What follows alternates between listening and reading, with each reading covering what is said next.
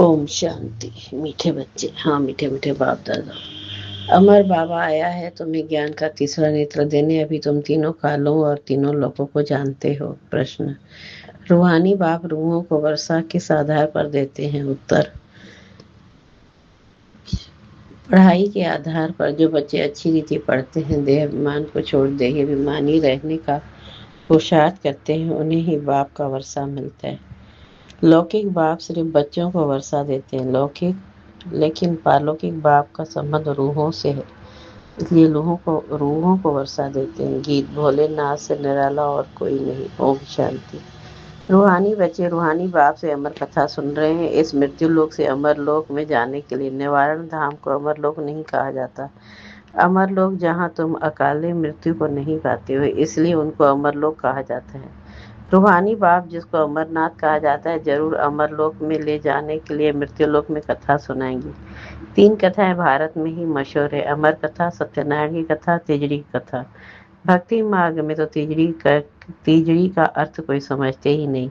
ज्ञान का तीसरा नेत्र सिवाय ज्ञान सागर अमर बाबा के कोई दे न सके। यह भी झूठी कथाएं सुनाते हैं। मीठे मीठे रूहानी बच्चे अब जान गए हैं कि हमको अब ज्ञान का तीसरा नेत्र मिल रहा है, जिस तीसरे नेत्र से तीनों कालों तीनों लोगों को तुम जान चुके हो।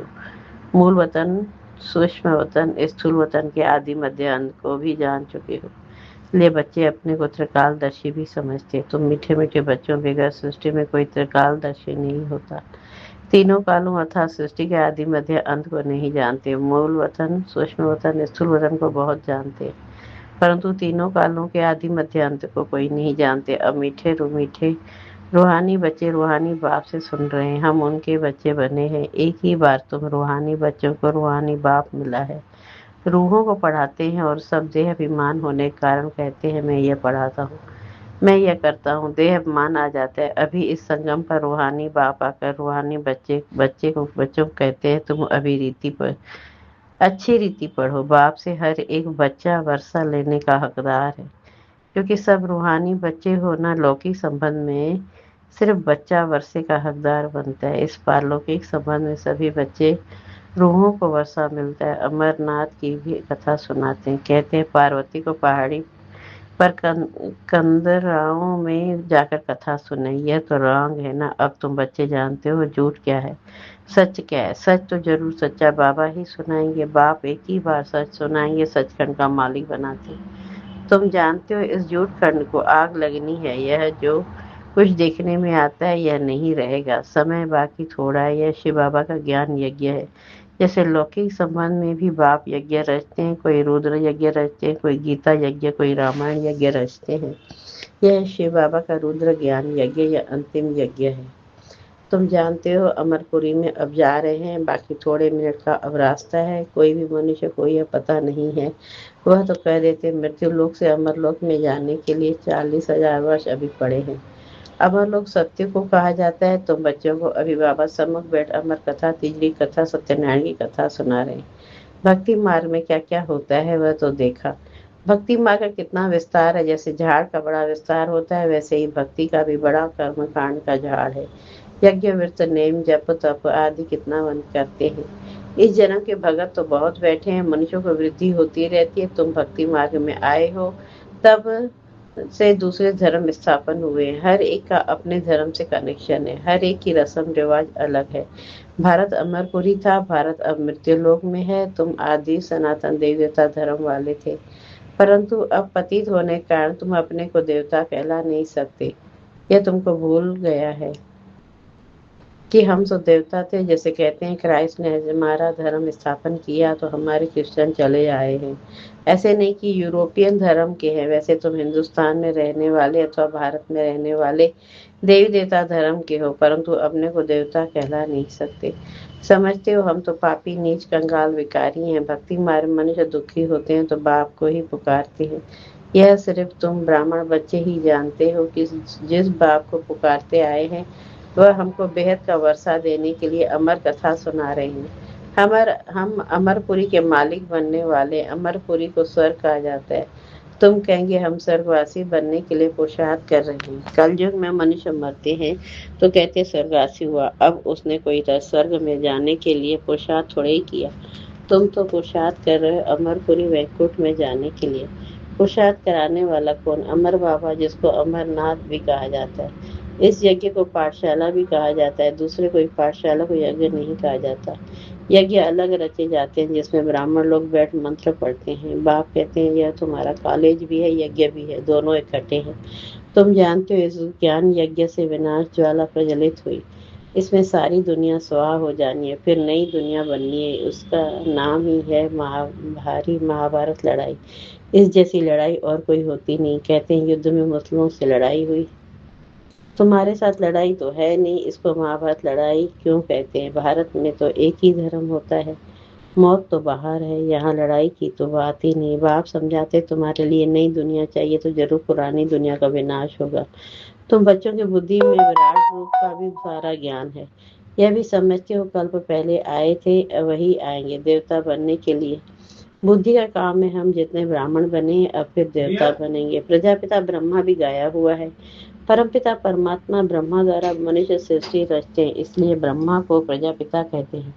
परंतु कैसे कब रचते हैं यह कोई नहीं जानते। क्या शुरू में मनुष्य नहीं है जिनको रचते हैं? बुलाते ही हैं पतित पावन। तो जब मनुष्य पतित होते हैं तब तो बाप आते हैं, दुनिया को बदलना है। तुमको बाप नई दुनिया का लायक बनाते हैं।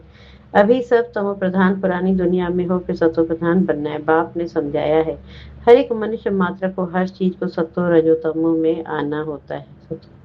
दुनिया नई से पुरानी जरूर होती है। कपड़ा जो नया पहनते हैं फिर पुराना होता है। तुमको ज्ञान मिला है, सच्ची सत्यनारायण की कथा अभी तुम सुन रहे हो।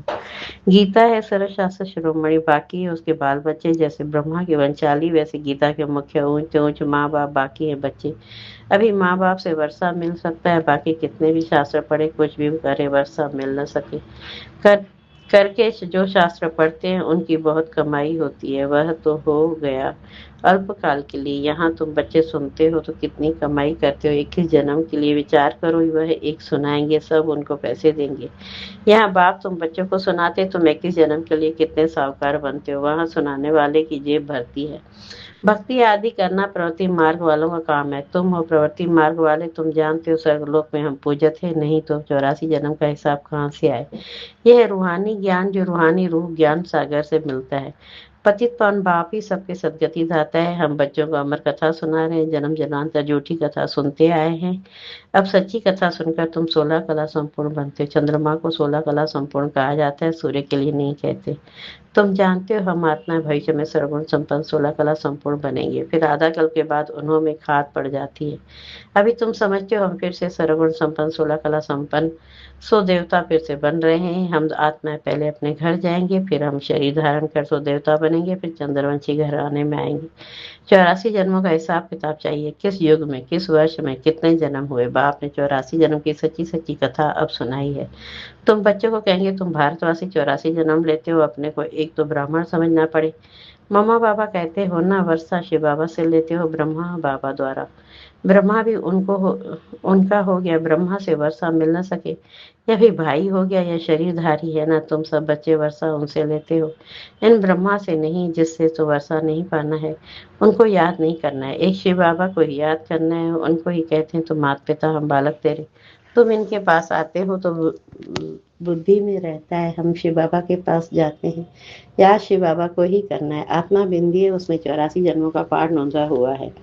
आत्मा भ्रिकुटी के बीच में रहती है, उड़ती भी सेकंड में है। मैं आत्मा एक शरीर छोड़ दूसरा लेती हूँ, भ्रिकुटी के बीच जाए विराजमान होता हूँ। बुद्धि में समझ है हमारी आत्मा ऐसी है। सतयुग में तो कोई ऐसी चीज देखने की आशा नहीं रहती। आत्मा को देख सकते हैं, दिव्य दृष्टि से, कोई इन आंखों से देखने की बात नहीं।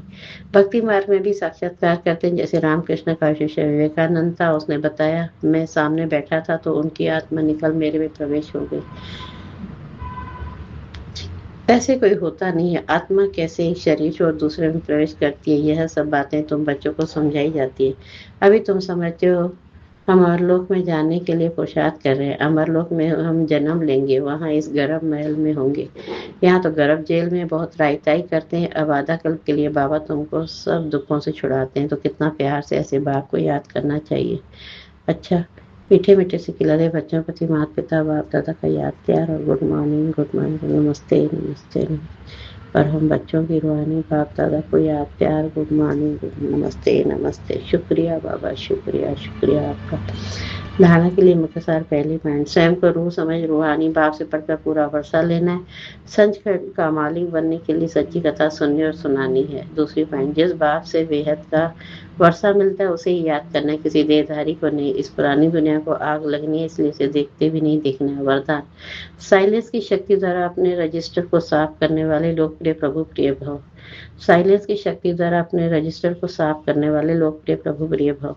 जैसे साइंस ने ऐसे इन्वेशन किए जो लिखा हुआ सब मिट जाए, मालूम न पड़े, ऐसे आप साइलेंस की शक्ति से अपने रजिस्टर को रोज साफ करो तो प्रभु प्रिय व देवी लोकप्रिय बन जाएंगे। सच्चाई सफाई को सभी पसंद करते हैं, इसलिए एक दिन के लिए तुम व्यर्थ संकल्प और व्यर्थ कर्म के दूसरे दिन लिंक भी न रहे। बीती को बीती कर फुल स्टॉप लगा दो तो रजिस्टर साफ रहेगा और साहेब राजी हो जाएगा। स्लोगन, व्यर्थ संकल्प करना व दूसरों के व्यर्थ संकल्प चलाने के निमित्त बनना, यह भी अपवित्रता है।